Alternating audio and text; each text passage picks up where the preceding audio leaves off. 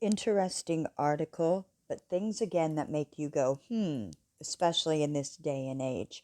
So let's read the article. How AI gave Val Kilmer his voice back after throat cancer. Val Kilmer has battled throat cancer in past years, leading to a procedure that took away his voice. Here's how AI has given it back to him. Val Kilmer tragically lost the voice he once had due to throat cancer, but AI has recently helped give it back to him. Kilmer, who'd recently been in the limelight as a subject of the Amazon documentary Val, has been in an array of popular movies since the 1980s. His credits include classics such as Top Gun, Tombstone, The Doors, Heat, and Batman Forever, and more. And he's had plenty of memorable roles within those films. He's a standout cast member as the calm and collected yet vicious Doc Holliday, and the too cool Navy aviator who goes by Iceman in the former two examples. Unfortunately, Val Kilmer became ill with throat cancer, and in 2014, as part of his treatment to combat the disease, he received a tracheotomy. The intense procedure left his voice drastically and permanently altered from what he and the world had once knew it to be. But despite all this went on, he kept his health issues private for quite a while, waiting until 2017 to publicly acknowledge them. Fortunately for Kilmer, a British AI firm called Sonantic has recently given him some of his voice back. According to Daily Mail, the company was able to isolate recordings of his voice from films he's been in and remove background noise that could obscure it. After that, it was a matter of introducing specific transcripts of what the voice would be saying to the technology. The AI is said to have produced over 40 iterations of Kilmer's voice to choose from. Wow. The Daily Mail article also quotes Val Kilmer as saying, "The chance to tell my story in a voice that feels authentic and familiar is an incredibly special gift." Indeed, I agree, it is a special gift. I love Val Kilmer.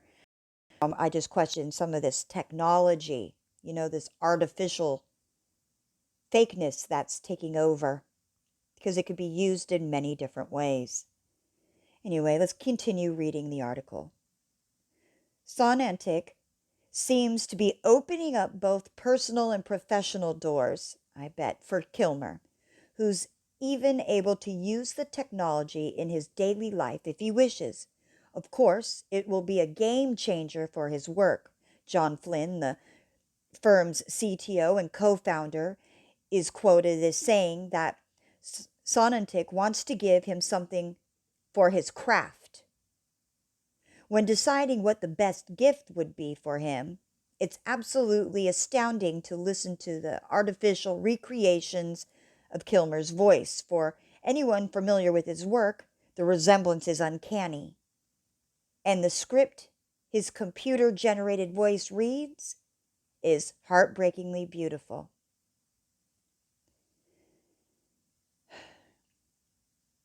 Sonantic certainly chose the right gift specifically for him.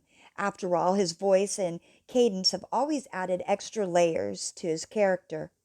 Val Kilmer's performance as Doc Holliday, no codes given here, 93 Tombstone, is one of the integral pieces of the film that makes it so effective and memorable, just like the codes in this shit. But I'll keep talking anyway. And who can forget the slow, deliberate, mischievous southern withdrawal that Kilmer employed within the part, along with his demeanor and mannerisms, and pardon my own sarcastic ones. His voice and delivery were everything in the fan favorite scene where he famously says in I'm your huckleberry. No codes here, you guys. What Val Kilmer has gone through in the past decade is tragic, but as he says in the Daily Mail article, as human beings, the ability to communicate is the core of our existence. And thanks to Sonantic, the actor gets to communicate a little more authentically once again. I'd say there's all kinds of communication codes going on in this article, including the voiceovers. You know, it's so easy nowadays for people to be duped and tricked. They forget that half the stuff they see on TV not only is fake, but and the people are not even true people. They are artificial fictions, kind of like we are on the stock exchange. But hey, that's another subject too. But I'm going to keep those facetious and uh, comments to myself for now. I love Val Kilmer, though. He was one of my favorites. My favorite was him in Real Genius. When he was in that movie, that was my favorite. Indeed, it was. Anyways, things to think on, you guys. Stay woke or try to be woke.